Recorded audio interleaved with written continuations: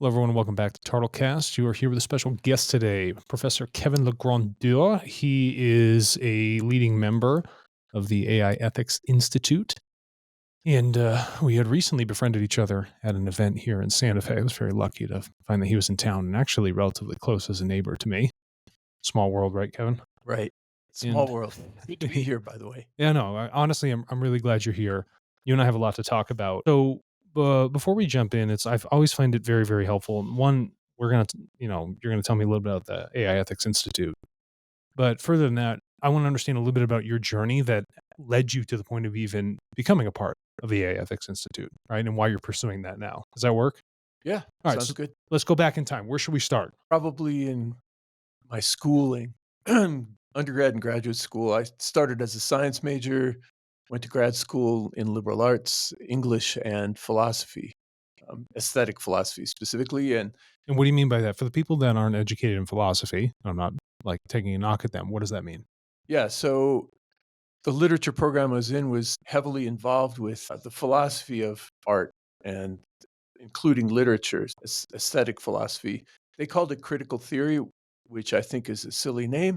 So I had a lot of background in philosophy and literature, and also I have an undergraduate degree in economics. So I had this sort of eclectic background, and I loved science. I had a lot of science education, and that sort of drew me into the early days of computers. I started exploring in the late '80s while I was in graduate school how to use them as an educational tool. And then, so I worked on that and published on that when I got my first job. And then Was that doing something with computers and education? yeah, for instance, back in the days before we had chat, there was only chat on local area networks. So you could get in a room and use a special chat program. So You're on land. The guy's 20 feet away. Hey, Jim, exactly. Well, that's what my colleagues thought too. could have yelled at him, you know? So I told my students, instead of discussing Shakespeare and verbally, we're gonna discuss it on a chat program. And then I watched how things went, and I published on it, and to my surprise, actually, the chat worked better as class discussion because shy people were more inclined to participate. This is interesting. So now, when there's a medium like that, when someone can sit behind a keyboard, we all know trolls on the internet and all that other good stuff. But Right. was there also a magnification of those who like to share? Were they oversharing? You No. know, did it uplift those that otherwise wouldn't participate in a very social setting? Right. That's exactly what happened, and they couldn't mess around because I could see everybody's computer monitor. I had a Yeah. special screen, and if somebody started goofing off, I would just look up and say, "John, you gotta keep on topic or I'm gonna cut you off." And that worked, you know? So I was sort of the moderator, and but I didn't have to do much. I just put a prompt up, they would discuss it, I'd jump in, and usually I'd just stop the discussion, and then I'd go to the oral discussion and say, "Let's look at what we've talked about on screen." And I would try to prod the shy people who had participated into saying more about what they said on the screen, and that Mm. worked pretty well. So anyway, that was the beginning of my preoccupation with, tech digital technology. Is that when you saw that it could be actually a beneficial extension of humans? Right. So I thought, everybody was very skeptical. In an English department, they're in love with dusty old books, right? I like dusty old books. And I do too, Yeah, yeah, yeah. but they liked them exclusively, and when they would sit in on my class, they would look frightened and afterwards say things to me like, "So, do you think computers are gonna take over our jobs?" And this is in the '90s. Also, it was kinda disconcerting just to hear clickety clicking and nobody talking, and they could see what was going on the screen, but they were thrown with all this new stuff, and I eventually had a really hard time keeping my job because I was doing what I was doing, and some people, old-fashioned humanists, saw me as the devil, and, Now, but why is that? I mean, you got a background in philosophy. yeah, well, Why I do you mean, think why do you think people are pegging you, through association that the use of technology or even, being a proponent for it and moving into systems which are frankly classical systems, Why would they view that as such a negative thing? It almost feels like a religious retort. Yeah, I mean, like I said, part of it is because they saw their favorite things, books, Mm. under attack by digital equipment. They were concerned that I was having discussions on online. They were concerned that I was using digital documents instead of hard copy books. Like, I didn't want my students to have to spend $100 or $200 on a Shakespeare book. So Kevin, you're a heretic. and so I found a way to places online where they could get the text for free. And I also got attacked at conferences by people who worked for publishing companies because of that. And I said, well, if you stop taking advantage of the people who can least afford to pay for these books, Who would probably benefit most from reading them yes, because they want access. In most instances, people that have access to everything don't yeah, really give a shit. But right. the people who don't have access to things care a lot and really want those things. And P.S. academic publishing companies price gouge, in my opinion, compared to buying other kinds of books. You get a novel online at Amazon, you're going to pay maybe $25 for the novel. But if you buy a textbook, you're going to pay a couple $100. And P.S. if you're a student, you don't have a couple $100 Mm. often. So, No. so now my students, they're even better than I am at finding free texts. They told me about pirate sites where they could get a PDF of like a Hemingway novel. And my response was, I don't want to hear anymore. Just This read it and tell me what you thought right, about it. But I don't care where you got it right. from. I don't want it. This is illegal. Yeah. I can't talk about this. Copyright infringement. Yeah. But so the good and the bad are sort of wrapped up together. I believe in copyright. I'm a writer myself. I've published, and the idea that people are scraping my stuff off the internet for free is a little disconcerting. I don't make a lot of money out of my publications, but still, it would be nice if people would pay me the small amount that I get. Yeah. I mean, I'll make like $100 or $200 a year.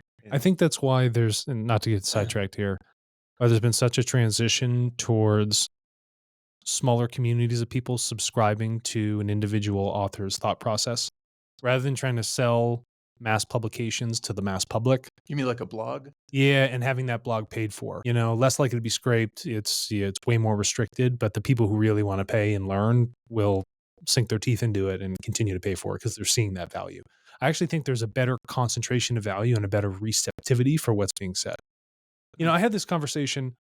I don't want to get sidetracked, but Well, I mean, I'm involved in the world of text because of my graduate degree. My PhD is technically in English literature with subtopics in philosophy and rhetoric and that kind of thing. yeah, But so I don't mind talking about texts and the world of copyright and that kind of stuff at all. no, I know, and I appreciate that, and I think one of the elements are there is a knowledge itself. There are tenets of it that need to be open access, truly.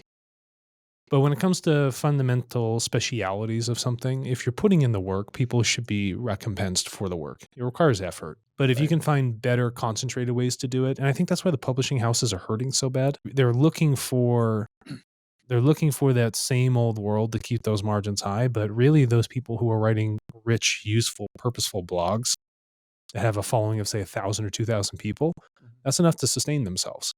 Because those people can pay a good amount just for them to sit down and really focus on the core things they're really, really good at rather than trying to write something that's marketable. Yeah, that's true. Plus, the whole industry of publishing is based on an antiquated model now. I mean, where you have all these middlemen. Like, for instance, you have to have an agent to get a novel published by someplace like Random House. You got to first find an agent, and agents are really hard to come by, unless you're recommended to them by somebody or another writer recommends you. And then they have to pitch it. You're good, man. I'll uh, adjust it for you. They have to pitch it to to the the house then, right? well, Random House, you for you instance. pitch it to the agent pitches it to the houses, and one of the houses hopefully will pick it up and then pay you. Could you imagine just pitching all your stuff to a gatekeeper and you're like, I know this is valuable and I have to bring it to you, and then you determine the value and then go tell somebody else what the value is? Which is why most people I know who are authors, where I went to school, had a big MFA writing program. Second best one behind Iowa, University of Iowa. It was UC Irvine. And so one of the guys I went to school with there, for instance, won the Pulitzer Prize, Michael Chabon. Anyway, those people all had an in automatically because their teachers at the school Mm. were published authors with agents, and the agents listened to them if they went to him and said, "Listen, I have This a is a student quality who's student. really good." Yeah. Yeah. So that whole model, it's like an old boys network, and I mean old boys. It wasn't as friendly for women. So most people now that I know who are publishing are self-publishing through Amazon. They get more money for one thing. Sure. Instead of having to pay your agent 20%, you split 50-50 with Amazon. If you're charging like $3 a book and you have 35,000 people, or let's make it easier math, 40,000 people buy your book, you get at $2 a book, you get 40,000, half of that, $20,000. Yeah. And so a cousin of mine, a good friend of mine that lives in El Dorado, just over by us, they both do that, and they both my cousin earned enough money to buy a new house with a swimming pool, I think that's fantastic. and when they came her second book was out, Mhm. agents came calling to her, and she told them, "Go away. I make a lot more money without you." So for those of you who are listening to this, self-publish first. Start with that. Don't go begging off to the big boys. You can make it happen, and then they'll come clawing to you. It Invert the model. If you're in the top 10 in Amazon for novelists who self-published, you're gonna have agents coming after you. Yeah. No, I get that. So take a step back. Classical literature, access to information or knowledge, moving digital technology into the classroom seems somewhat heretical. Go to conferences, you get the same sort of blowback, even from publishers. What happens next in the transition of your work? And there must be a mutation in your teaching because now you're starting to see something quite novel here. Right. Yeah, so around the early 2000s, what I did was considered heresy, but then it soon became the norm, Mhm. eventually. And when it became the norm, I got hired by a different school that was a tech school. They liked what I did because it was technology, Sure. and they wanted me to teach their engineering students and computer science students about the crossover between humanities and technology. So it was just a matter of evolution. I went from teaching with technology to how technology changes people and society. And I got into writing about posthumanism, which was still new back then, 20 something years ago. Is there a crossover? Oh, yeah. I mean, because transhumanism and its ultimate end, posthumanism, is all about incorporating technology into the human frame. So into your How's body and mind. okay, so that's the frame. Frame is body and mind. That's how it's Right. defined. Right. So, for instance, transhumans modify themselves, are in favor of modifying themselves with technology for positive benefit. Question about that Mhm. because this is getting deep quickly. When you speak about modification, physical modification or consciousness modification or both? Both. Although they wouldn't say consciousness, they would say mental and physical transformation. For instance, they would be really, in fact, they have been really into Elon Musk's Neuralink? project with what's it called, Neuralink. Neuralink, where basically he's developing ideally an implantable Wi-Fi antenna for the brain, which would allow you to connect immediately to digital devices and the internet. So you don't have to download anything. If somebody asks you a question, it simply goes out automatically to the internet, and within a split second, you have the answer. Wouldn't you have to associate electronic waveform impulses with information and then know how to decipher that? So Right. what happens is you'd probably have to start. I've never done this before. I'm thinking about it for the first time. If I'm a human being, you ask me to think about a subject. Mhm. You'd have to analyze the 5 waveforms in my brain Mhm. for when I begin to think about it. Right. Then you'd also have Mm. to marry that with the signaling that happens from the Neuralink so that when you're thinking about a specific topic or subject, it passes it over. And so your brain knows how to associate with those signals, right? Right. So what they did is the key discovery. This is about 6 years ago at Mhm. Harvard. Charles Lieber and his team of neuroscientists already figured out what their key development was a translation module that translates brainwaves into digital Ah, uh, okay. code and back and vice versa. So they've already successfully worked on this, those people, with monkeys and rats. And they not only were Was the rat on Wikipedia or something? How to fucking escape. what they did is simple stuff like they taught a rat how to run a maze, and then the rat could communicate that knowledge to another rat through the embedded Wi-Fi antennas. Um, you know, Musk made up a name for it called neural lace, the actual implant. Mhm. What it actually is a simple, very fine mesh that's like a couple microns thick. Okay. You so fine that you could fold it up and fit it in a syringe. And the Harvard scientists' idea with this brain-computer interface was that they would put that mesh into a syringe, then inject it in the carotid artery Okay, eventually, send it and it up. would go up to the brain and Yeah. unfold and incorporate. And they couldn't figure out how to get that carotid artery avenue open, It's like but when they do ablations in people who have AFib. They do it up right. through the groin, then it goes up the artery into the heart. What they got as far as still opening up the head with a hole, planting the mesh into a rat or monkey brain, it would unfold, took about a week, I think it was, to unfold, and it was had no side effects. And then it would start working as a transmitter with a translation module externally. And they actually could feed rats information and get information from the rats' brains. However, another neuroscientist I talked to about this, I interviewed at University of Michigan, she said, well, what they didn't tell you in their article was that the body attacks that mesh Of as a course it would. foreign It's a body, foreign body. and there's no way to prevent that attack. So it dissolves the whole mesh within 6 months. So you it like brain-based acids on it? Something like that. But it dissolves it and just it disappears after 6 months. You gotta do the operation all over again. Yeah, that's worth.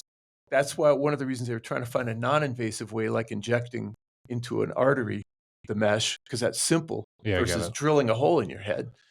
So anyway, this whole brain-computer interface thing, I've written a lot about it. I have a couple articles in journals and one in a book.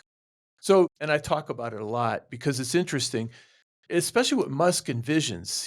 He doesn't stop at normal stuff. No. He gets pretty radical. His idea is that he wants it to allow not only rapid communication with devices and the internet, but also rapid intercommunication between humans, like telepathy between humans via this device. That for me is kind of scary because that what about privacy? How do you how do Yeah, you we make understand. privacy then? You can't turn off this thing. And he also, sees it as a way to keep humans from becoming obsolete compared to AI. Obsolete in what instance? He thinks AI will be so powerful that it'll make us obsolete for any kind of jobs, but that neural lace would allow us to compete with AI because we'd have very rapid abilities to analyze and absorb facts and all these other things. So there's a couple things to unpack here. So one, this is seen as the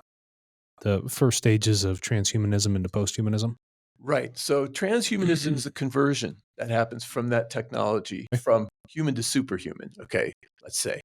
And then once you reach that plateau of being something more than human, that's posthuman. Is it ever So possible to be something more than human? I mean, posthumanists, you have posthumanists and transhumanists certainly think so. They think that we could become a whole nother species with technology implants. okay. So hear me out on this. In order for us to compete with artificial intelligence, from what I'm understanding here, we would have to implant ourselves with wetware or some sort of devices that have a communication speed that matches in some fundamental aspect of technology with what AI is doing in its compute, right? Right. We incorporate digital stuff into ourselves and thereby become as fast as any other digital device. We become partially digital. Okay. You remember how we had this like crazy rise to information access with the cell phone? Yeah, yeah. Okay. Have we seen legitimately tangible evolutive benefits for human beings globally because of that? I would say yes, in part. I mean, smartphones, for all their detractions and distractions, Mhm. they also allow, well, as I get older, my memory isn't quite as sharp as it was when I was younger. My digital device here is is a memory extension. If you ask me something that I can't remember, I can simply, especially if I'm not on camera, I can just look it up on my What'd phone you and say 20 minutes ago, Kevin? and I'll sound really smart. So I do this at meetings. I'll have it under the table, and Yeah. somebody will be talking about a topic, and I'll think, "Oh, that's like that guy that did something with brain-computer interface," and then I'll quickly look it up under the table to get the name of the guy, and I'll say, "Oh, that was that guy in 1994 that did blah blah blah," and I sound a lot smarter than I actually am because of my digital device. So then let me ask you something about your statement you just made. Okay. You sound smarter than you actually are. I know, I know. How does this then play to the point which I made about the fact, is it truly making humans evolve for the benefit of the human being? Well, yeah, I mean, if you can be smarter in some way because of a digital device, then you're smarter. I mean, if you want to go into the philosophical Oh, that's aspects of that, exactly what I'm I know where doing. you're headed with this, Of that course you do. the cost benefit analysis. Yeah, what is it costing us? Well, that cell phone is expensive for one thing, Mhm. and almost everybody buys one. Yeah. So if you're not flush with money, spending $800 or $900 for a smartphone is not an easy buy. And that's one of my problems philosophically with this whole amplify yourself with digital or any kind of implants devices. Only the rich will be able to get the really good stuff. Yeah. Like Neuralink, when if and when Neuralace becomes it reaches its full potential, how are you and I going to afford it? It's going to cost probably tens of thousands of dollars to have that implant. I'll tell you how I'll afford it. I won't even buy it. You'll If get you a think pirate. for one damn second I'm gonna shove that thing in my head, you are crazy. Listen, I'm no Luddite at all. But the way I see this is when people say that artificial intelligence is gonna outpace us. To me, that's impossible. Well, I agree with you. I was just stating I what understand. I'm not trying to tra- stir the pot. I'm just getting to the point, you know? transhumanists and posthumanists, I was giving you their philosophy of this stuff. Yes. I have philosophical problems, as do a lot of tech ethicists like me, about this stuff. You know, you can imagine all kinds of downsides if we start having technology that separates the haves from the have nots. I mean, think about it. Say 100 years from now, if uh, if the longevity researchers and their fans succeed, along with digital people, the digital developers, like say Google, succeed in doing what they want to do, you'll have people who could live for 400 years and who can amplify themselves with digital devices and drugs that are specially designed for them so that they're smarter, more capable, and longer lived than the average human. Just think about how they could corner the market Well, this may over s 400 years of investing and they other sound things. like vampires. You know, vampires live a long Exactly. time, low heartbeats, you Right. know, they learn a lot, Right. run And they have fast. superhuman strength. Yeah, exactly. Um, the downside for us is they eat our blood and kill us. Well, this is my metaphor, so this may seem crass. Do we want those people living for 400 years? Say, for instance, right? Yeah. Just roll with me on this.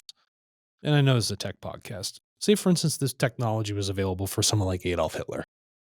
Right. Would people be like, oh, what a great tech. So glad we made it. Fantastic. I'm glad the right people got their hands on it.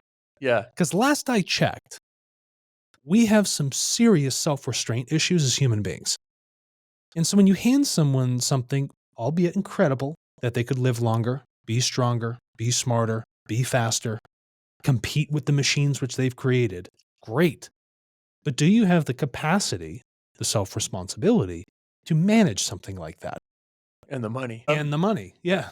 You're hitting on something I've been thinking about since I was 14 What's that? and worried about nuclear weapons, which is it's like handing, it's like a 2-year-old suddenly developing a car and they're 2 years old and driving that car is highly dangerous for a 2-year-old, It's, right? So we're like 2-year-olds with these nuclear weapons and now with digital devices and AI and all these other things. Corporations don't like what I say when I say we need to regulate this stuff and use it responsibly and judiciously because they see me as saying, slow down. there's no, what's wrong with slowing down though? It costs them money. It costs them competitiveness. You know, I've talked with people from the corporate world and who work in AI, and they get angry when I say, well, regulation is good of AI. We need to figure out what we're doing with this stuff before we we're going so fast, you know?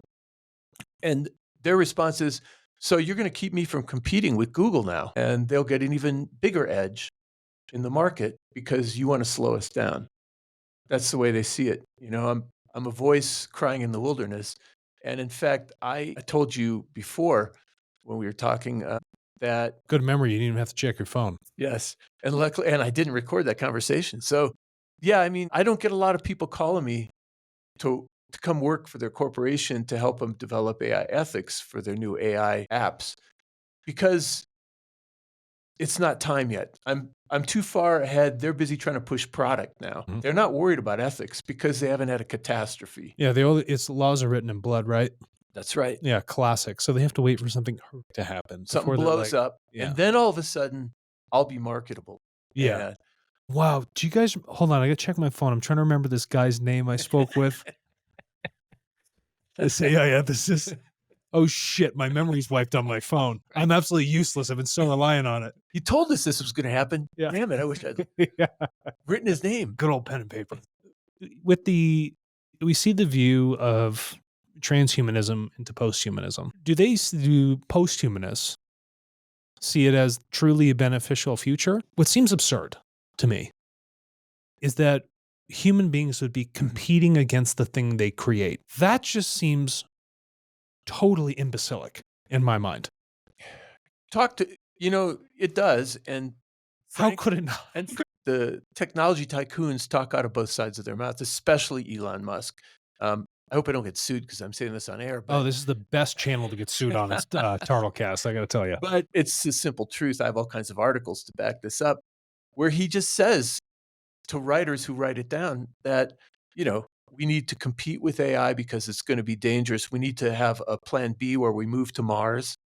Why? That's his Because the thing you created in a totally unchecked manner has been just backfiring on you. That's right. So Interesting. he said plan A is to build ourselves up so we can compete with AI. Plan B is to get off Earth somewhere else, and Mars is my place to get away from the AI we created.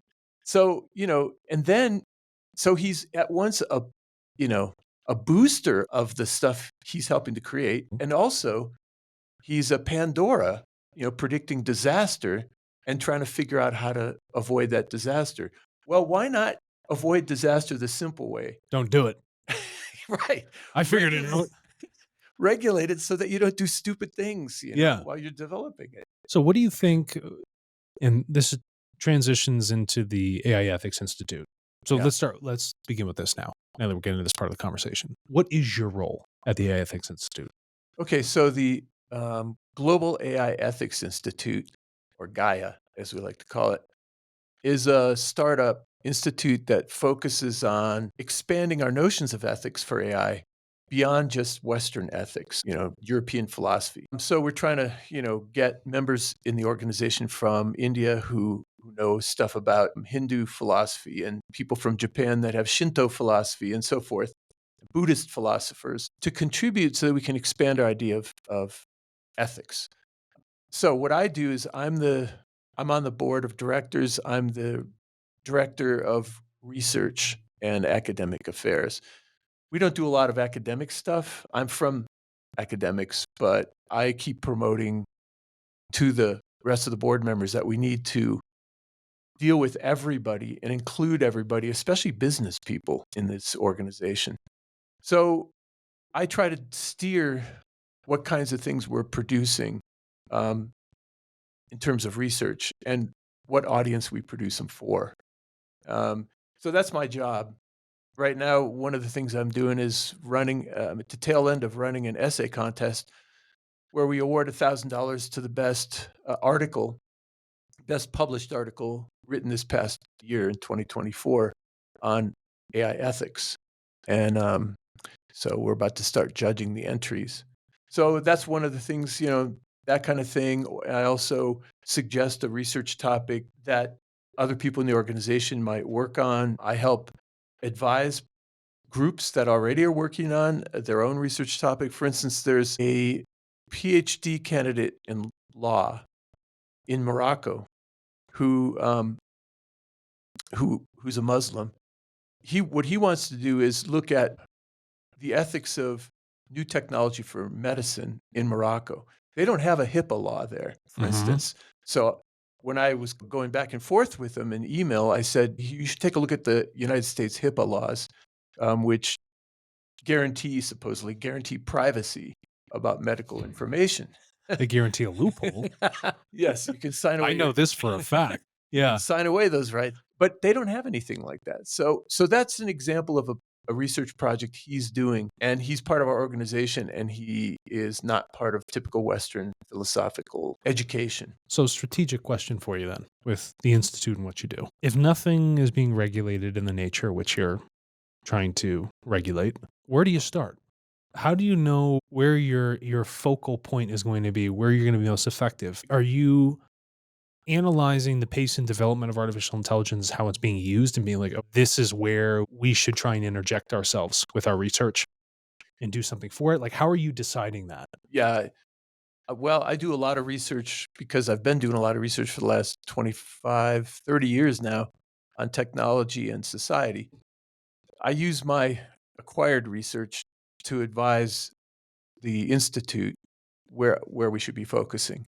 In my opinion, we need to focus first on getting government regulations in place, and that's happening. Don't know how effective it's going to be because, as you know, in the United States, the AI regulations are voluntary and they were Hmm. put in place by Biden as a presidential mandate, which really doesn't have a lot of teeth because there's no punishment if corporations don't follow them because they're the ones that made these regulations and they're going to do it voluntarily or not. In the EU, they have a much better structure where they have EU regulations now just instituted about AI, pretty comprehensive regulations, and there's punishments for not following them. How many, kind of a commercial question, I suppose, how many major AI firms have come out of the EU?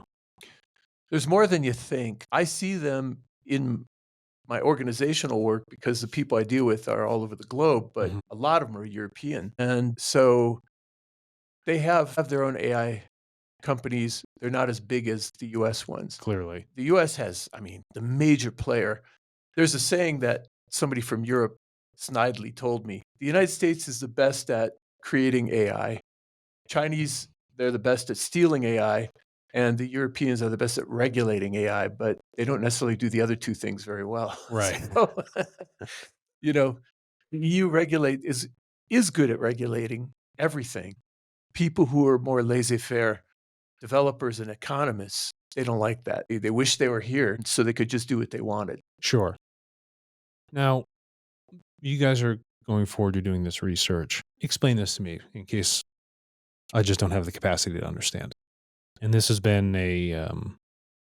almost been a philosophical but mental exercise limitation for me. Everybody's worried about the advancement of technology very, very quickly. And for instance, artificial intelligence. You saw this as an early precursor in your career when you started bringing in technology into the classics. People are like, bad, bad, bad. That's not good. It's going to take over my job. How is it that human beings continue to put this thing they create in front of them and assume it's in total control when they're the ones that designed it? Well, that's a good question. I mean, I asked the same question. Uh, I Am I being unreasonable, Kevin, when I ask this? well, when people would ask me in the '90s, "Do you think computers will take my job?" I always would answer, and this didn't make me popular, but I would answer, "Well, if it tries, you can just unplug it." Yeah. Yep. That checks out. Yeah, and with AI, there's so many glitches. AI is not reliable, and that's why I don't think it's gonna take over the world, How could it take over? So, Well, there's everybody worries about the Terminator scenario, right? they're already putting automatic weapons on those robot dogs from Boston Dynamics. That's troubling. They've been doing that for 20 years. And now they've strapped really advanced AI in it. Very troubling. Say, for instance, you don't have the ability to pull the plug out. Don't you think that's a major design flaw? Just off the rip. Of course. There's a guy named, trying to remember his name now, but Check your phone. yeah, right. I'm gonna keep hammering you on I that. Yeah. I'm going with my organic memory here. Peter Singer. He works for, an institute, but he's written a bunch of books. The one I read that I really like is called Wired for War, and it's about almost a decade old now, But Okay. he interviewed a whole bunch of specialists in computer science and military people. He knew a lot of military people from his institute and technologists and so forth. The book asks, how will intelligent technology change warfare? One of the things, a whole chapter is devoted to a rebellious AI and the whole idea of an AI rebellion like the Terminator, or an AI, an autonomous weapon simply killing a whole bunch of friendlies, or Mhm. doing something horrible like that. And the military people and technologists who answered him said, look, when your computer starts going wonky, you see symptoms of it before it goes blue screen, Mhm. weird stuff starts happening. You pull the plug at that point. And that's their point was we will see warning signs well ahead of time if our technology starts going south. And I agree with that. I mean, these people know what they're talking about. Also, most of the computer scientists I've talked to said artificial general intelligence that's at human level or above is not a likely thing to happen because of technology limitations. We don't have silicon isn't big enough to incorporate all the transistors we need for really intelligent AI. You got to find another substrate. And right now they're trying quantum computing and molecular computing and Yeah, that but you kind have of to keep stuff. that too cold. You couldn't put that in a reasonable machine for AGI to happen. Yeah, quantum computing needs ridiculously low temperatures Yeah. and it's expensive to make those things. Plus, it's not good at doing simple problems that you need quantum computers for just like these huge, big problems. Anyway, it's not there's not a lot of viable plus you need a ton of energy. Think about you're a data person. Mm. Think about all the energy data centers take up already. Yep. We don't have a way to produce all that energy Mm. successfully. And it's funny that we again created something that requires unsustainable amounts of energy and volume of data, Right? but we don't have mechanisms to support the energy. The data we do, I've built it, but nothing in terms of the energy. Well, we're running out of there's an article in this morning's newspaper, the New York Times again. I hate to add for the New York Times, but so the article is about the fact that data centers in particular are using up a lot of energy that we don't have. Certain states in the United States are putting the kibosh on building new data centers and new server centers because they can't afford to transmit the energy to them.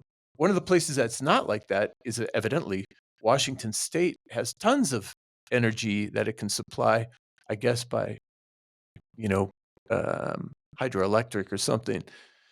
But the other thing that is limiting is sometimes the government does do regulations, and in this morning's Times, I Mhm. sent you this article this morning. Do you work for the Times or something? It's a good newspaper.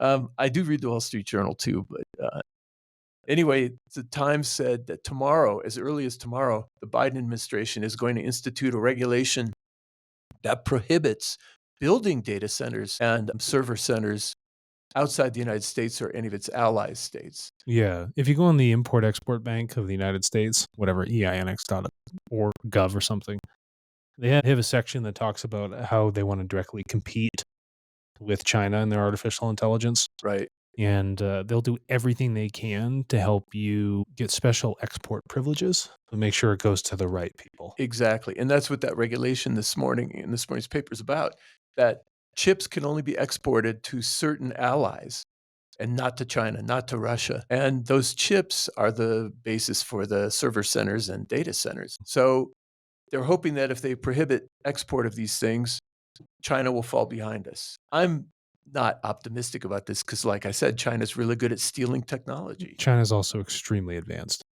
That too.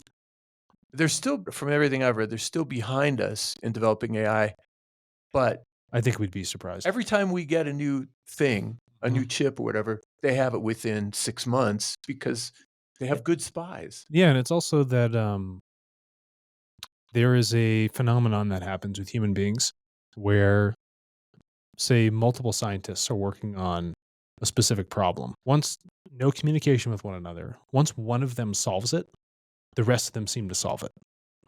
The same thing started to happen, and you can see other tangents of this, tangential things with this that happened in sports. One Mhm. person breaks a record, they start to see what's possible. Many people start breaking a record that they thought was not possible to break. Something with the collective consciousness of human beings is tied in. It's not very well understood, definitely not well studied.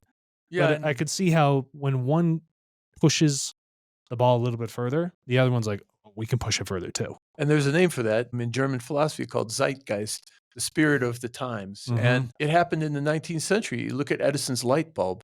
There were people developing a light bulb besides him in other parts of the world who Yeah. got to it about the same time, but Edison capitalized on it and monetized it much quicker than anybody else could. So, yeah, it was an idea for its time. I think that's what happens is we get to a certain point in time and everything sort of coalesces together to make it obvious that we need that thing or it's really could happen. So, Kevin, obvious next question then. When does it get to the point when things are so obvious we should stop doing what we're doing? Well, that's a harder thing because humans don't like, they get excited about new things and they don't want to stop. This is the self-restraint issue we were discussing earlier. And think about people with big brains, computer scientists or engineers that I used to teach in the classroom. When they get hooked onto an idea, it's like, that's a great idea. I can't wait to finish it. And that's all they focus on is finishing that project, not asking, should they finish that project? That is a really key metric. Is that a big part of Gaia? Yes. Is really starting with that question is, should we Mm. do this? Right. Right. And how do you determine a should? Does it harm human beings in a bigger way than it helps human beings? Okay. And do you guys have to then define harm? Yeah, we talk about this mostly. A lot of us tend to work alone and then trade our ideas after we've done our work. So, I've asked these questions in articles that I've Mhm. written over the past 10, 15 years. And then I go to conferences, usually with other academics, and we talk about these concepts. Here's the problem: we don't get it out to the public.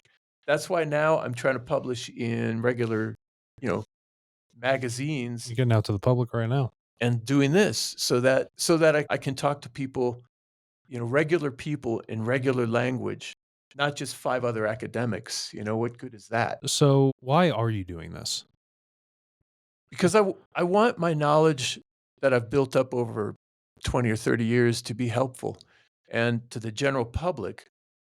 And I think that people in the academy have gotten away from that idea of a public intellectual who tries to help out society first and think about their career and or their publishing for status among their peers second. If you go back to like early records, even poets would try to be public intellectuals and help the public with their knowledge. So T.S. Eliot, for instance, famous poet, early 1900s, he wrote an essay that was Never heard of published. them. I'm joking. I'm sorry. And Yeah. he wrote an essay after he wrote some big poems. He wrote an essay published in a regular magazine called Tradition and the Individual Talent, and it was about how poets need to grow and what they need to do to be good poets. And his idea was to help anybody out there who wanted to be a poet to be one and be good at it. I don't see a lot of that anymore. Carl Sagan was another good example. Back in the 70s and 80s, he would do all kinds of public work that would help people understand the universe better, like scientists understand it. We need more of that. You know who you remind me of a little bit? Do you know who Diogenes is? The He's the cynic? famous skeptic He used to walk around naked in the streets. and howl like a dog. Yeah. Yeah, but he would in broad daylight, he'd walk around with a lit lantern, and people would stop him, they're like, "What are you doing?" He's like, "I'm just looking for an honest man." Yeah. First of Yeah. all, legendary line. But Yeah. it's He hard. also lived in a barrel or Yeah, he something. did, a big clay pot. Yeah. That's right, just sleep there naked all the time. It is really, truly difficult to find that level of altruism in others. Mhm. So many things are perversely incentivized, and to find those that really want to advance public understanding for the good of public understanding are few and far between. And I think there's an opportunity now for us to come together, given platforms like this, like-minded individuals, to scale out that knowledge Huh? and support each other more effectively. And before, there were many of us in isolated thinking. right? Right. And That's what's rewarded yeah, monetarily, right? So that's a problem. I quit my job at the university in part to have the freedom to do this kind of stuff. If they heard this podcast, I'd have trouble keeping my job. you know what that tells me? You're saying the right thing. Well, I hope so. Yeah, no, it makes sense. You know, when you talk about definitions of harm to human being, the greatest harm is limiting the ability for people to have their creative thoughts. That's massively damaging. And if we accelerate that process or create institutions or technology that inhibit that, or we pass off our responsibility of thought or memory or learning, the process of learning and development to these other systems, what are we left with? If anything, I find that almost more damaging to human beings than just murdering them en masse. I think this is the We may great, get to that too. yeah, no, and we honestly, that's inevitably where it's headed. But the overall mutating degradation of human consciousness, how I define it in its totality, I see that quickly eroding. And it's been at a great point of stagnation for quite a long time. We haven't, in my view, and I guess this is backed up by statistics, we haven't seen decreases in famine. We haven't seen decreases in disease. We haven't seen increases in human to human understanding. We haven't seen decreases in conflict. I'm more optimistic. There's a book. Have you ever read or heard of the book called The Angels of Our Better Nature No, I'm too negative. I could not read by something like Steven that. Pinker? He's written a lot of popular books for Harvard Okay. psychologist. So he did a study of this, statistical study, going back to 2,000 years ago.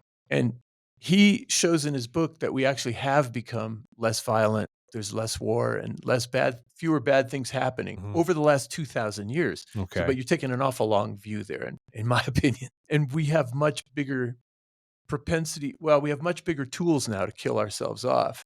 I think that's one of the reasons that wars have become less common because, They're more effective well, exactly.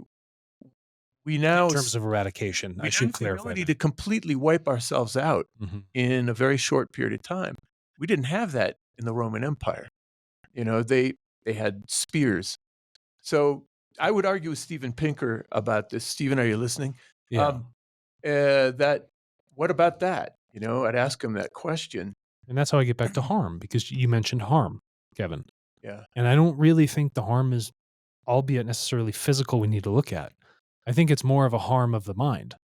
I think that is one of the things we need to take a pause and really look at and say, how is this truly affecting the development of human beings and their thought? Well, I would agree with you 100%. Cool. Let me ask you a question, Oh, you and want to then ask? I'll answer the I same usually question. never get questions. Well, it's a question for both of us, right? Okay. Because I think if somebody's listening here, their question would be, "You guys both work with AI and technology, This is fair. so aren't you being hypocritical by criticizing the very technology that you help to enable?" You know, you're a data Mm-hmm. s broker, Mm-hmm. um, that helps AI exist. I'm on record as praising certain types of intelligent technology for doing good things like brain computer interface, not Neuralink specifically, but there are other kinds that help people who have locked-in syndrome or Parkinson's disease or epilepsy. Those brain computer interfaces or BCIs help those people with therapy. Okay, so how do you defend the fact you work in the realm of AI and also criticize it? Yeah. So, in order for you to truly improve something, one, you're going to have to criticize it. So, you Mhm. have to understand the errors in its development. But then you also have to offer up a solution that can net those errors out and actually make it develop for the better. At this point in time, yes, we do move quite a bit of data to train large language models, artificial intelligence. But the data we are moving and the process of how it's moved is completely different from how these systems were historically trained, especially since the early 80s. Our goal, right? And I am highly critical, okay? And not to be a hypocrite, but I'm highly critical. These systems have developed through a robbery of information on strictly public information. To me, from how I see things, that is only 40 to 50% of the total knowledge which human beings really create. And I call that explicit public knowledge. The other 50 to 60% that is missing, hopefully, which none of these systems have had the ability to ingest that to truly evolve their models, is implicit information from human beings. Mhm. Implicit data or information deals with when Kevin comes into a room and looks at me. He has a whole history of his life, everyone he's interacted with. He listens to my voice. All of his sensors are going off in his biochemical organism and his brain thought patterns, feelings, emotions, you name it, all these other impulses that define for one quick key moment how he's going to sum me up. That knowledge can never be found online through a public data set. It does not happen in an explicit nature. And so one of the most beautiful, novel, creative, and individualistic elements of human thought has hopefully been missed in the training of these systems, which we are becoming far more reliant on. And I've been very critical to say that if we are going to use this technology, we need to supply it with things that actually make it beneficial to the human being. Mhm. And it must mirror or map in a one-to-one truly how the human thought process or consciousness is really evolving at this moment. So yes, I'm incredibly critical, but not hypocritical, because I have identified a problem. I've identified that gap, and I'm here to deliver a solution to fix that gap so that Mhm. when we do fix it, it maps and it is really beneficial for what we need to do. Okay, that's fair enough. That was I know you do this stuff, I but know you I do. thought it was a good chance for you to explain to the general public how what you do is not contradictory with how you believe. And I would say the same thing for me. I do believe that AI can be very beneficial if you use it selectively and judiciously. And I Right. say that over and over and over again. That's not what's happening. No. So my criticism is about being a little more judicious, a little more careful about how we use the things we create, in particular for me, AI. And that'll come eventually, but I am afraid it's going to come after some big catastrophe or a number of them. And I'd like to see that not happen. So So, that's why I keep on talking on shows like this. in an effort to reduce that, the probabilistic outcomes of negative events for us, where can people find out more about the Global AI Ethics Institute, more about your work, which you have published, Kevin? Where would they go to do something like that? Okay, so the Global AI Ethics Institute, if you just Google it, we have a website, and so you'll find out more about us there. If you want to know more about what I do and what I think, I have a couple websites. You can find me all my published stuff on a site called academia.edu, and you just go to that website and then search for me. The other place I pub all my most of my publications are on is a place called researchgate.net, Mm. and that's also a sort of an archive of articles that people have published, usually academics. ResearchGate's mainly scientists. I'm on it because I sort of cross over between science and humanities. Academia.edu is mostly humanists, but a smattering of scientific people as well. And to close this up, what is one thing that the public, as they're listening to this right now, should keep a very keen eye on? What would that be? One thing you should tell them they should focus on at this very moment and think about it deeply. Well, what they should focus on is the product AI turns out. Um, is it something that's helpful or not helpful? Is it something that you see could be dangerous or not? Okay. You all heard it. Thank you very much, everybody, for joining us here again on TARTLEcast. This was Professor Kevin LaGrandeur of the Global AI Ethics Institute, and we look forward to seeing you guys back again soon.